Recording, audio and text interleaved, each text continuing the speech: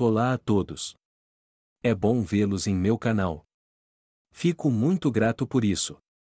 A história que vou contar a vocês hoje é pura e gentil. É verdade que todas as coisas ruins que acontecem na vida acontecem por um motivo. É realmente uma história incrível. Desejo a você uma experiência agradável de visualização.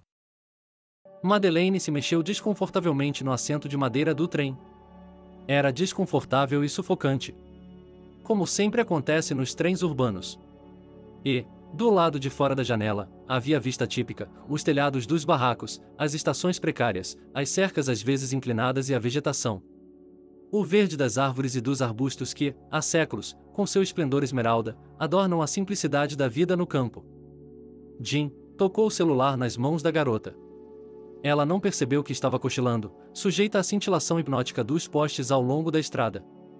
Ela abriu a tampa do telefone. Ela tinha uma capa velha que não podia comprar de outra forma, e olhou para a tela escura. E Eva está lutando novamente. Escreveu um dos gênios. E ela não quer lavar a louça, dizia a outra mensagem. E a mulher suspirou cansada, pensando em suas filhas. Vocês sempre brigaram assim? Não. Talvez tenha começado mais recentemente, depois de ir para a escola. Talvez tenha sido a mudança de cenário, as novas pessoas, os novos amigos, o currículo.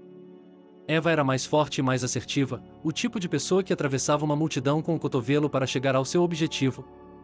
Maria, por outro lado, era mais humilde, mais diligente. Eva entendeu imediatamente as regras do jogo na escola. Os professores se preocupam com as notas e as estatísticas no registro da escola e, se você copiasse o dever de casa ou uma prova de sua irmã mais diligente, era a 66ª pergunta. Maria, por outro lado, estava se esforçando 2 vezes mais, sempre escrevendo e ensinando alguma coisa. Mamãe, o que é uma franja de neve? E a mulher, como milhares de mães em todo o país, estava explicando ao filho o significado de poemas escritos há 100 anos. Ela também havia se saído bem na escola, e talvez as coisas pudessem ter sido diferentes em sua vida. De repente, gargalhadas estrondosas irromperam pelo vagão. Era um grupo de adolescentes de outra estação. Eles entraram no vagão e pareciam ocupar todo o espaço, embora fossem apenas 4. Ao vê-los, Madeleine se lembrou de sua juventude. Ela se matriculou no ensino médio, no departamento de filologia, e veio morar na residência. O mundo e as possibilidades estavam se abrindo para ela. Ela já se imaginava trabalhando como tradutora. Antes do primeiro semestre, fazíamos tarefas no dormitório. As moças limpavam as janelas e pintavam as paredes, e os rapazes moviam os móveis e consertavam as coisas. Entre eles estava o belo Marcos, um típico mulherengo, alto, musculoso, com cabelos escuros cacheados e um bom senso de humor. Não é de se admirar que ela tenha gostado dele imediatamente e que seu coração disparasse toda vez que o via. Desde o primeiro encontro, ela o procurou no meio da multidão. Cada palavra que ele dizia tinha, segundo ela, um significado oculto. Em cada movimento dele, mesmo que ele simplesmente lhe entregasse um pincel ou ajudasse a abrir um frasco de têmpera, ela lia indícios de afeto e amor. Isso pareceria ridículo, não é mesmo? E, ao mesmo tempo, repassando aqueles dias repetidamente em sua cabeça, tentando descobrir onde havia errado, ela se lembrou de que não havia sonhado, não, com o primeiro elogio ao seu cabelo, o primeiro convite para tomar café e caminhar juntos no parque. E a primeira nevasca em dezembro? Em seguida, eles foram em grupo para o parque da cidade. E longe da rua principal, longe de olhares curiosos, assaram salsichas em uma fogueira. Até hoje ela podia ver a imagem em sua cabeça, a neve cintilante, a fogueira, o vinho em copos de plástico, a risada alegre de seus amigos. Foi então que Marcos a puxou para si e sussurrou: "Eu amo você, Madeleine, eu amo você mais do que qualquer outra coisa no mundo." E na alegria geral e nos fogos de artifício da emoção, as palavras de amor pareciam exatamente o que deveriam ser. E foi culpa dela ter acreditado nele? E foi culpa dela que os beijos dele pareciam tão doces e que as noites em seu quarto, em sua cama, eram tão incrivelmente bonitas? E que a decepção foi tão rápida e tão devastadora? Tudo acabou quando ela descobriu que estava grávida. Mas ele não a deixou imediatamente, ele a tranquilizou por um tempo e conversou sobre casamento, mas isso durou o tempo necessário para que ele se transferisse para outra escola de ensino médio e se mudasse para outra cidade, de modo que só restou a ela uma opção em dar à luz. E não um bebê qualquer, mas gêmeos. Por um tempo, Ela tentou estudar por correspondência no ensino médio e continuou acreditando que poderia realizar seu sonho. Ela acreditava que se formaria e conseguiria trabalhar como tradutora, mesmo com crianças nos braços. Ela teria um bom salário e poderia dar aos pequenos o melhor de tudo. Certa vez, vi em um filme que as pequenas heroínas tinham lindos quartos cor-de-rosa, com berços de renda e pôneis voadores nas paredes. Cada menina tinha seu próprio quarto e, na porta do quarto, havia uma placa com o formato de um palácio com torres, e no palácio, os nomes das meninas donas de seus maravilhosos reinos. Madeleine queria dar isso às suas gêmeas também. Quartos bonitos, rendas cor-de-rosa nas camas e uma placa em cada quarto. Ela queria que suas filhas estudassem em uma boa escola e depois em instituições. É engraçado, mas nem ela mesma conseguiu terminar a escola, então com que futuro ela poderia sonhar para as meninas? No entanto, havia uma possibilidade, até aquele dia. O dia em que houve um incêndio na casa onde Madeleine passou sua infância e juventude, causado por uma fiação elétrica defeituosa, e a única pessoa que a apoiava morreu. Era sua mãe, Nancy Green, e Madeleine foi para o túmulo dela. O trem parou novamente e a mulher desceu os desconfortáveis degraus de ferro. Madeleine saiu para a trilha. Dandelions amarelos estavam crescendo no caminho. Era estranho vê-los, a própria personificação do sol e da vida no caminho para o último lugar de descanso dos corpos humanos na Terra. Ela virou atrás de uma cerca azul clara, passou pelo guarda, que acenou para ela como se fosse uma velha conhecida. Era compreensível. Ela vinha aqui quase todos os sábados. Pelo canto do olho, ela notou que hoje havia um pouco mais de carros do que o normal, e entre eles se destacava um carro estrangeiro caro, brilhante em preto metálico. Esses carros só eram vistos na capital. Aqui ele parecia tão deslocado como se a carruagem dourada de Zeus estivesse passando pelas ruas estreitas e sombrias de um vilarejo medieval. Esse cemitério ficava longe da cidade, de rodovias e estradas decentes. Na verdade, Madeleine também não achava conveniente chegar até aqui. Mas antes, quando sua mãe estava viva, eles moravam na cidade vizinha, então ela enterrou a mãe aqui. Mas a casa havia sido incendiada, ela era a única que podia sustentar os gêmeos e não havia trabalho no vilarejo. Então, ela teve que se mudar para a cidade e alugar um apartamento, e aqui começou a trabalhar em um restaurante. Talvez devêssemos ter ido para a cidade ainda mais cedo. Mas Nancy Green se opôs de forma inflexível, na muita agitação e multidões intermináveis de pessoas. Não é minha praia, ela repetia. E, pensando bem, desde que Madeleine se lembrava, sua mãe não gostava de pessoas. Ela levava uma vida solitária, era uma expressão adequada.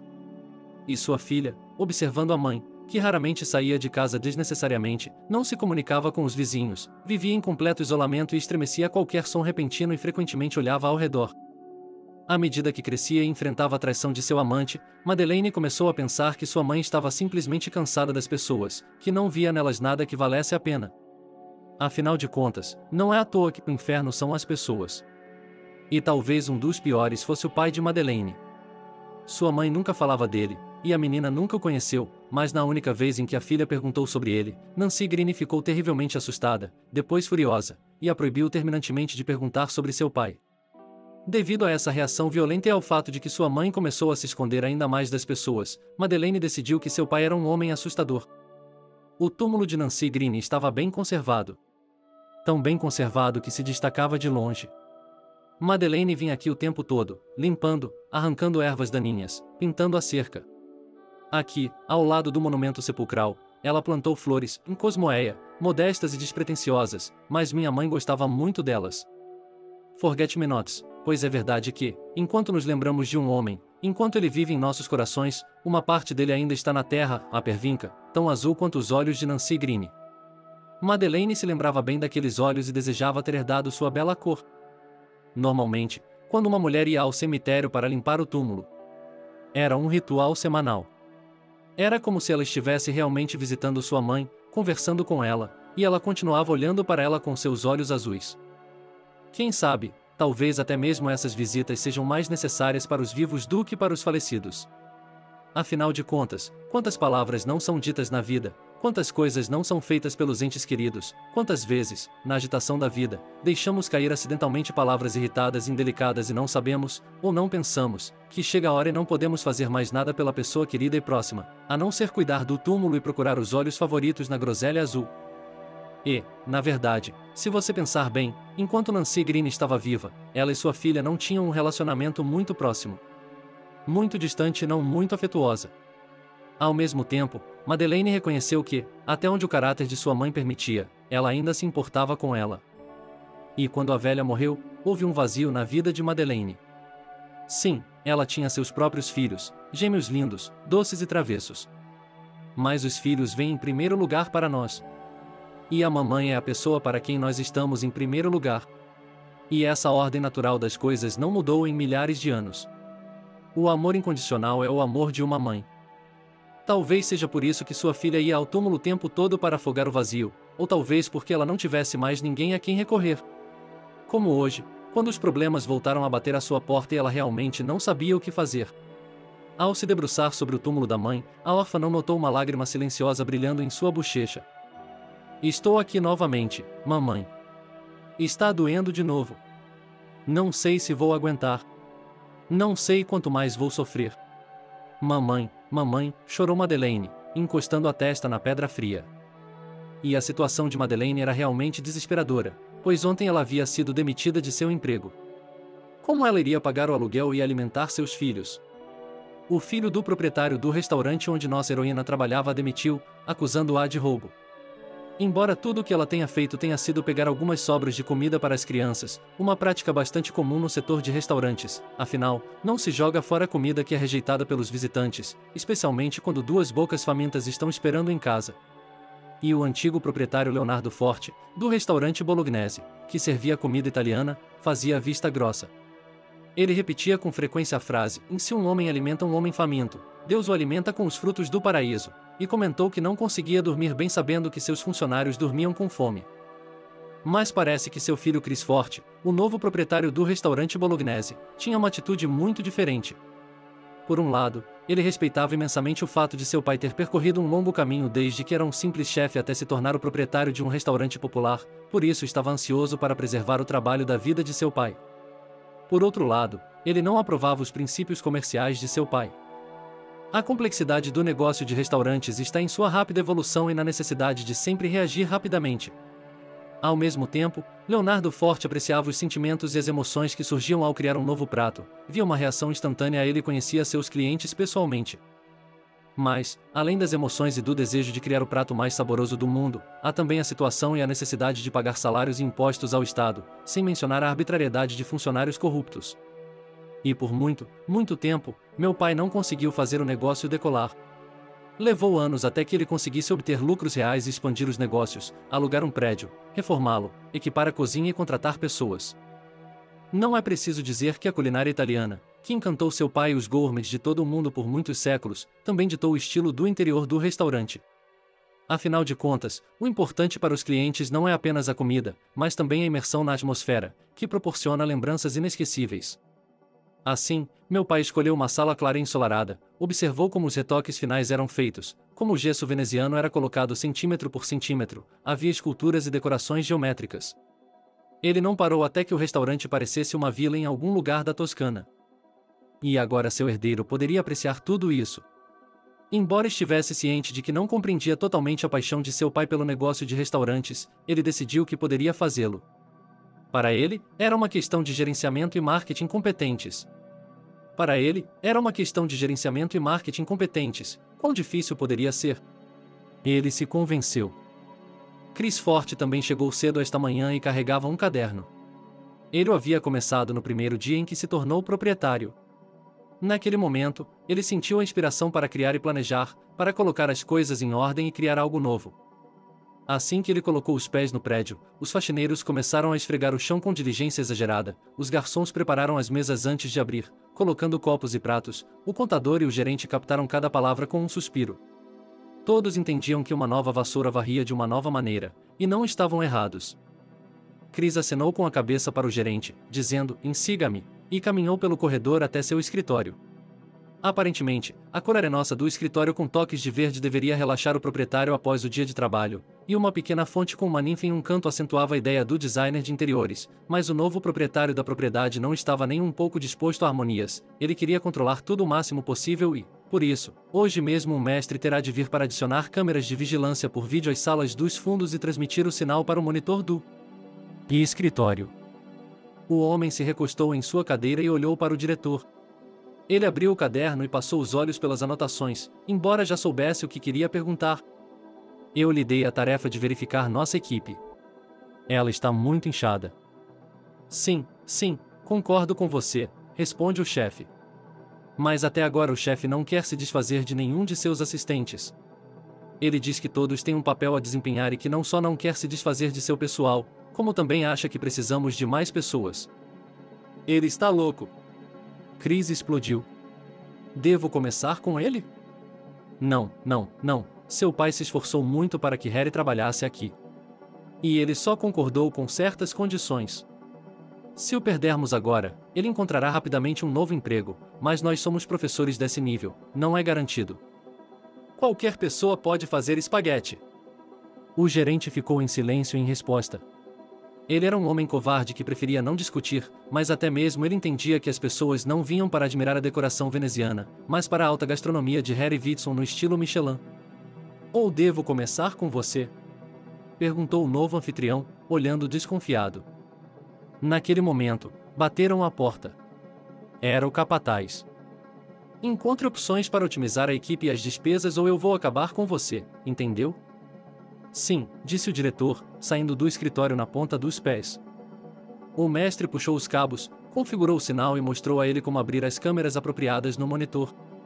Chris se inclinou contra a tela e observou primeiro a equipe na cozinha, depois o saguão. Já eram quase 11 horas e os primeiros clientes estavam chegando ao restaurante. Geralmente, era nesse horário que os funcionários dos escritórios das grandes empresas nas proximidades almoçavam. É claro que não se tratava de batatas pequenas e plâncton de escritório, que simplesmente não podiam pagar os preços de um restaurante à bolonhesa. Não. Eram os chefes e suas amantes, as esposas dos funcionários públicos, os advogados das empresas. Alguns deles estavam combinando um almoço saboroso com uma saudável conversa de negócios, e outros estavam estudando seu próprio concorrente. Mais perto da noite, o público estava mais glamouroso, bebendo conhaque em vez de café e vinho tinto em vez de suco de laranja matinal. Os trajes e a maquiagem das mulheres eram mais brilhantes, suas joias maiores e mais caras. E os advogados foram substituídos pela alta sociedade e pelos filhos dos ricos. Depois de um jantar caro, eles iam para as casas noturnas, mas, por assim dizer, o ancoradouro de seu barco de diversão, o primeiro passo para a noite exuberante, era um restaurante, onde podiam comer uma comida deliciosa e tomar o primeiro drink da noite. E no final da noite, a equipe limpava as mesas, as toalhas de mesa eram colocadas na máquina de lavar, a louça na pia e o cozinheiro preparava uma lista de mantimentos para as compras de amanhã. Tradicionalmente, ele embalava as sobras em caixas para os filhos de Madeleine. Esse era um hábito adquirido na época em que o restaurante pertencia ao antigo proprietário. Leonardo Forte apreciava muito a habilidade do cozinheiro, adorava a culinária italiana, simplesmente adorava seu negócio e o restaurante, mas, acima de tudo, valorizava sua equipe, seu pessoal. Somente pessoas boas fazem bons negócios, repetia ele, e, à sua maneira, ele se preocupava com todos os que trabalhavam para ele. Pensando no antigo mestre, Harry Whitson achou que provavelmente era um erro dizer que eles trabalhavam para ele. Eles eram uma família, uma unidade. A não ser pelo fato de que o gerente era um homem podre, mas, mesmo com ele, o proprietário havia se dado bem e encontrado uma maneira de se dar bem com ele. Ei, para quem você nos deixou? Harry Whitson suspirou e deixou as caixas na mesa para Madeleine. Ela ainda estava lavando a louça, cansada, mas teimosa. Ela sempre trabalhou duro, nunca se descuidava, e o chefe sempre sabia que, quando ele chegasse ao seu local de trabalho amanhã de manhã, a cozinha estaria brilhando. Até amanhã, Madeleine, ele se despediu e saiu da cozinha. Ela disse o conhecido até amanhã para o vazio e começou a limpar a última panela. E quando o detergente fez o seu trabalho, as bolhas de sabão voaram para um lado sob a pressão da água enquanto a panela tomava seu lugar, Madeleine limpou a mesa e terminou de limpar o chão da cozinha. Ufa, ele exalou, recostando-se na cadeira por um momento. Temos que voltar para casa, para os gêmeos. Ela olhou para as caixas de comida que o cozinheiro havia embalado com tanto cuidado para seus filhos. A bondade dele fez cócegas em seu coração e uma lágrima brotou em seus olhos, mas será que ela podia relaxar? Será que tinha o direito de sentir pena de si mesma? Afinal de contas, se ela baixasse a guarda por um momento sequer, seria difícil se recompor, reunir sua vontade em um punho. Queimado, completamente queimado. Ela se levantou, enfiou as caixas de comida na bolsa e cambaleou cansada em direção à saída, esperando não ter perdido o último trem do metrô. Ela não tinha ideia de que o proprietário da loja estava observando com um olhar predatório o tempo todo. Era fim de tarde e Chris cochilou em frente ao monitor. Ele não percebeu como os clientes estavam se fundindo com as luzes da cidade, como os funcionários do restaurante estavam se dispersando um a um em sinal de alarme, como a última frigideira estava sendo levada pela água. Ele acordou com a tosse silenciosa e temerosa do gerente. Ele se encolheu na porta, hesitando em ir para casa como os outros haviam feito. O proprietário abriu os olhos e a primeira coisa que viu no monitor foi Madeleine puxando uma sacola. Que sacana! Vamos embora. Ele se levantou e correu pelo corredor em direção à saída de serviço. No momento em que a mulher puxou a maçaneta, ele agarrou o pulso dela e gritou vitorioso. Peguei você, ladrão! Madeleine estava assustada, eu não. Mas Chris já havia pegado a sacola de suas mãos e a abriu. Ele viu as caixas de comida. Roubando comida da cozinha? Mordendo a mão que o alimenta? Ele começou a gritar. Perplexa, Madeleine olhou para o diretor. Mas você sabe o que o antigo proprietário disse. Saia daqui! Gritou o novo proprietário para Madeleine. Você está demitida! Finalizou ela, e centenas de facas afiadas perfuraram seu coração. Ela atravessou o arco do restaurante como se estivesse sob a lâmina de uma guilhotina e, ainda assim, lembrando-se de suas filhas, virou-se e olhou timidamente suplicante para o gerente. Seus lábios sussurraram. Mas você sabe, explique, por favor. Ele se afastou dela. É claro que ele sabia que não havia cortes de carne fresca ou queijos finos e caros nas caixas. Havia apenas sobras na sacola. E o gerente deveria ter explicado tudo ao dono do restaurante, especialmente porque ele só queria salvar o negócio do pai, não destruir Madeleine. Mas a verdade é que, na verdade, era o próprio gerente que estava roubando do restaurante. Agora que havia um bode expiatório, ele estava muito feliz em aproveitar a chance. Quando o dono do restaurante e Madeleine saíram, ele digitou o código, ativou o alarme do restaurante e dirigiu seu carro para a escuridão. E a sombra cansada e encurvada de uma mulher, cobrindo a boca com a mão para abafar os soluços, encostou-se na parede do restaurante do lado do beco. Foi assim que tudo aconteceu, mamãe, reclamou Madeleine agora. É assim que sempre acontece.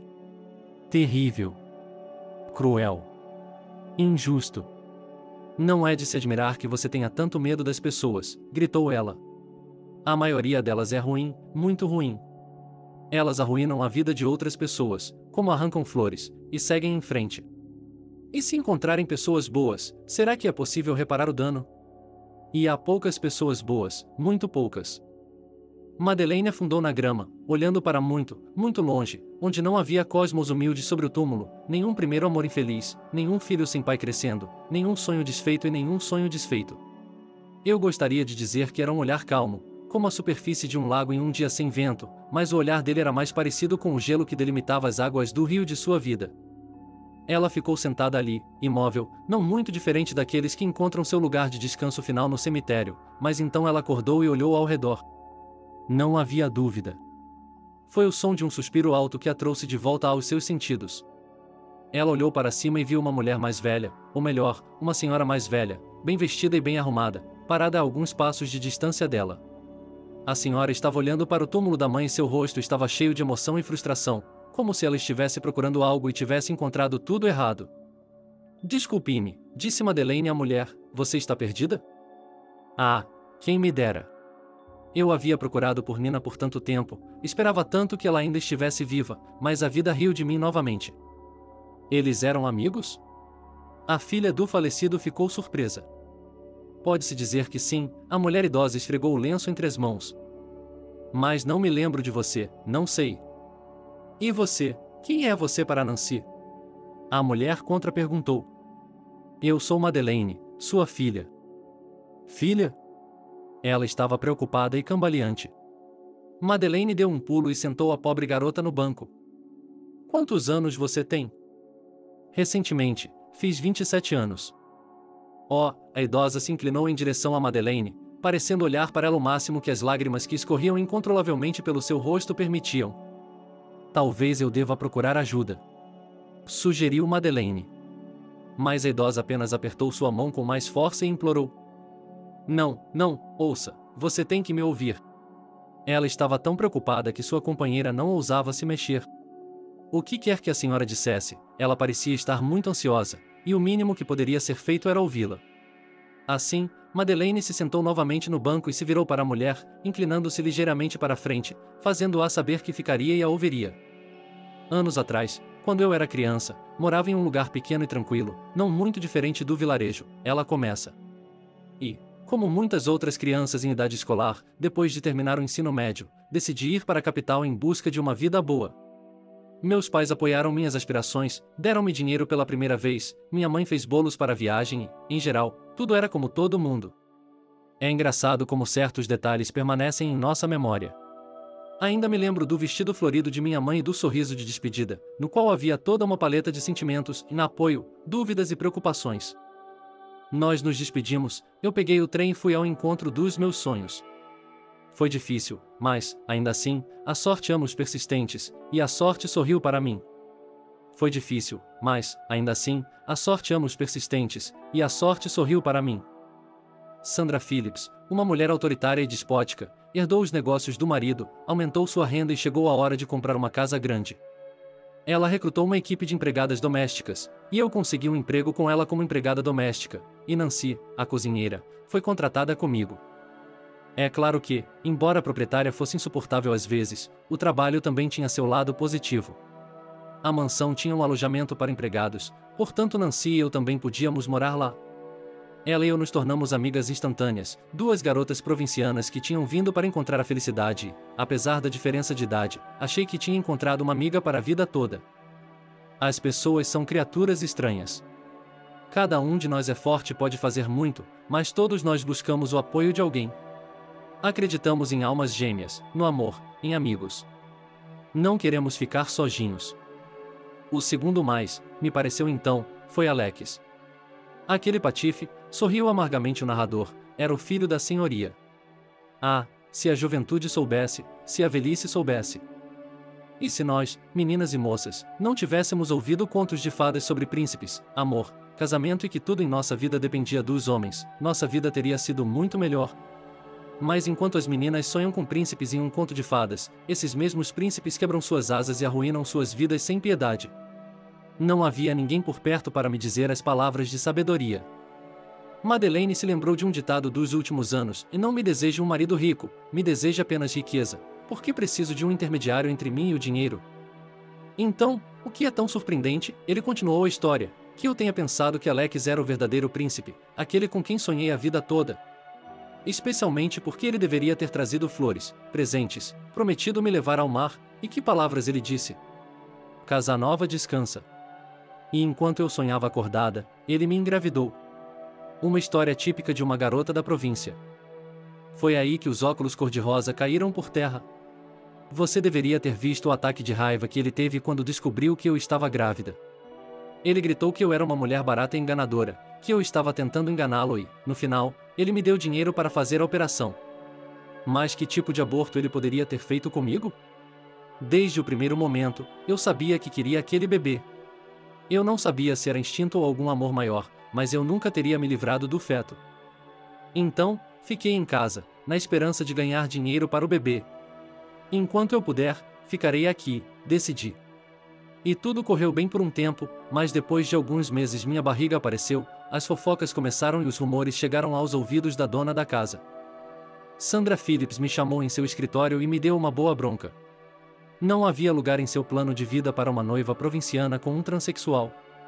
E foi ridiculamente ofensivo o fato de a criança ter sido concebida por seu próprio filho e ela, que aparentemente conhecia bem sua prole, nem sequer questionou que a criança era de Alex.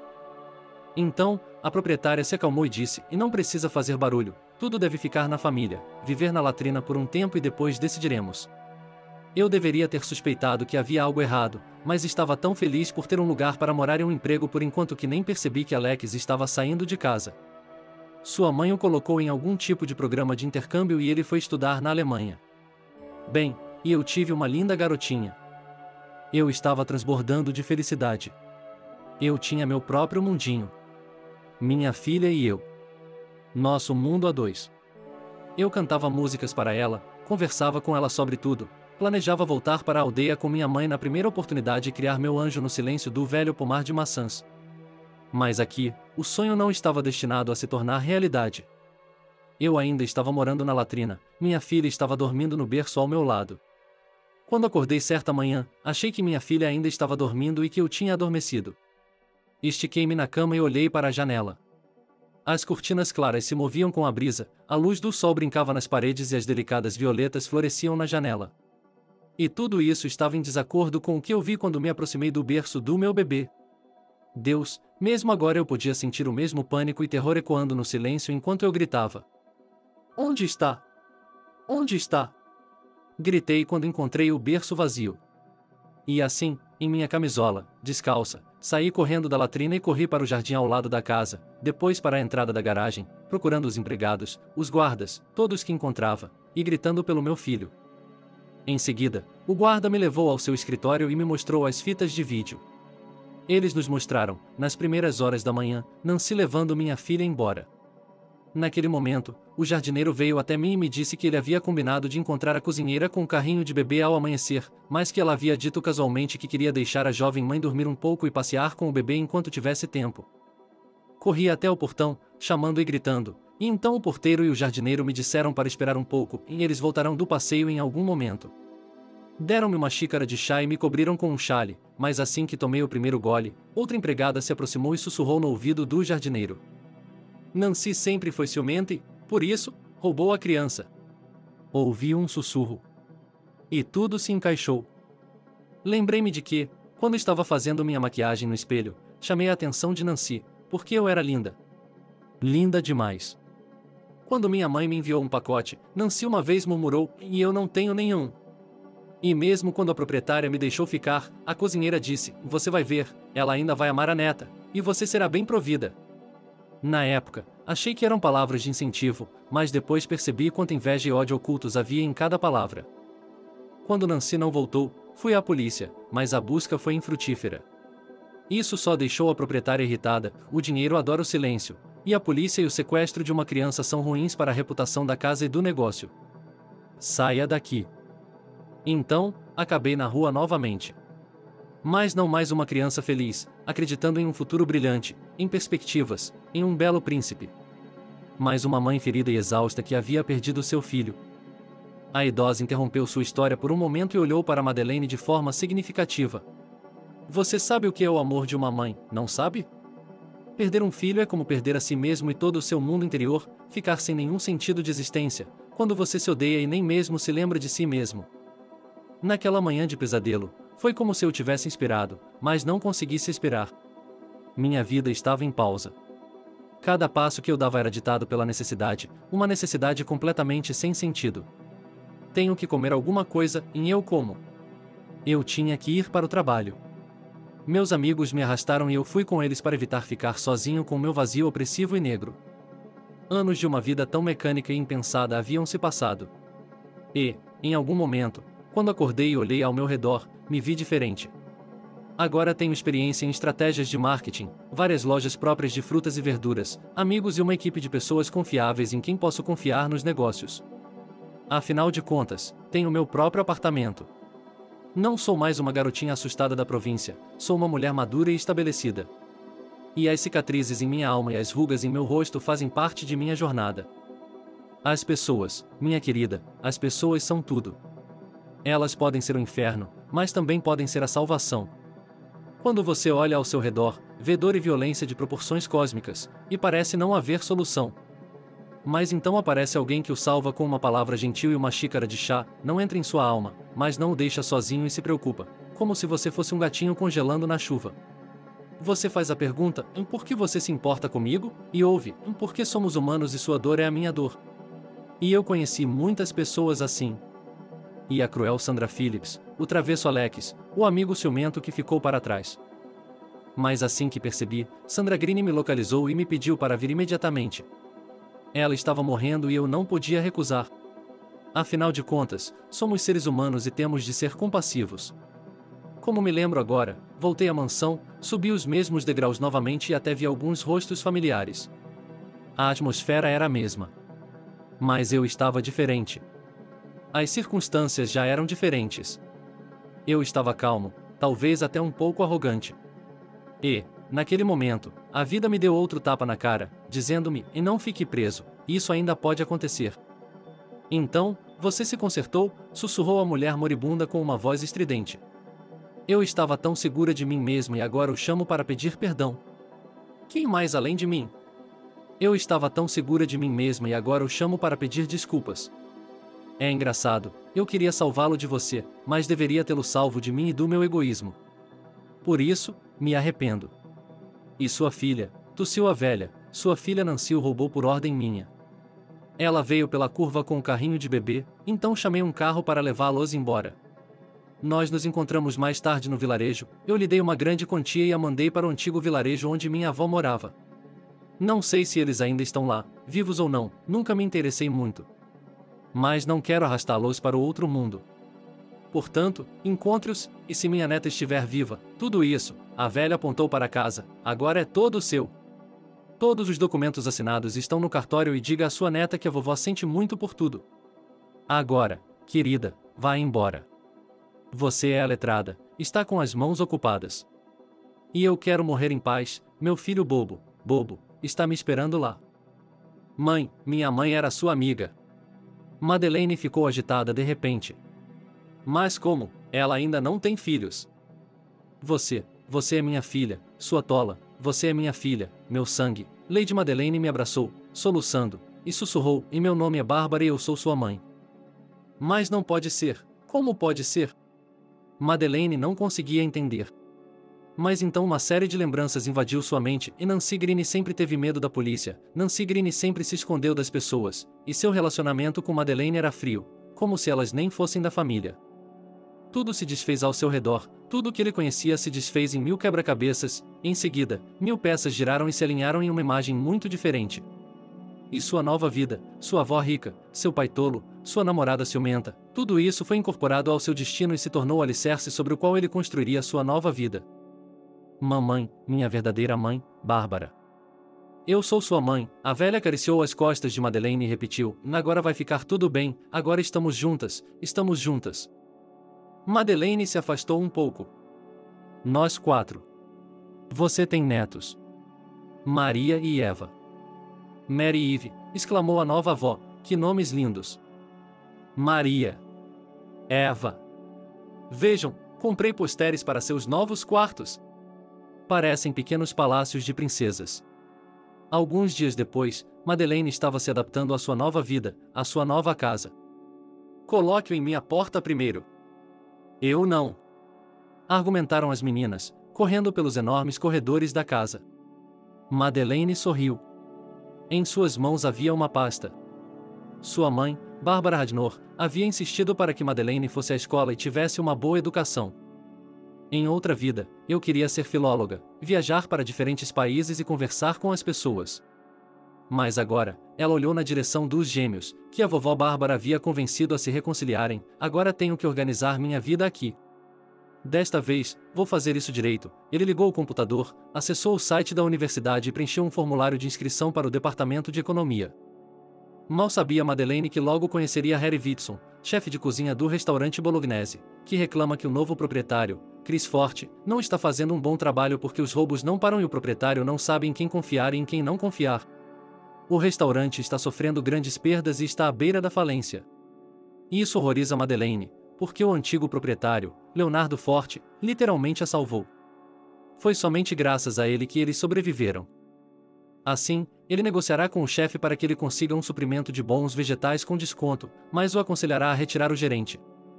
Afinal de contas, foi ele quem fez todas as compras, o que significa que é ele quem está fazendo alguma coisa com o preço. E depois de algum tempo, quando a colaboração entre a cadeia de lojas de Madeleine e o restaurante Bolognese estiver consolidada, o chefe organizará uma festa em sua homenagem, na qual Madeleine e Chris se verão em uma cor completamente diferente. Sim, eles não são príncipes e princesas, cometem erros, têm defeitos e suas vidas já foram bastante difíceis para eles. Mas as pessoas não se apaixonam e se casam para salvar umas às outras de dragões míticos, elas andam de mãos dadas pela vida para se conhecerem, se aceitarem e criarem algo novo. E em uma bela manhã, quando Madeleine sussurra para seu marido: "Nós vamos ter um bebê", e ele não vai fugir para a próxima cidade ou ir para o exterior. Não, o Chris vai.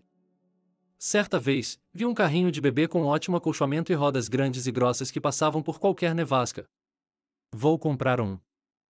Mas você não sabe se é um menino ou uma menina. Vou escolher uma cor neutra. O homem a beija e desce as escadas correndo, gritando para todos ouvirem: "Vou ser papai, vou ser papai." Ela tem um futuro lindo e maravilhoso. Obrigado por assistir o vídeo até o final. Inscreva-se no canal, avale como. Adeus.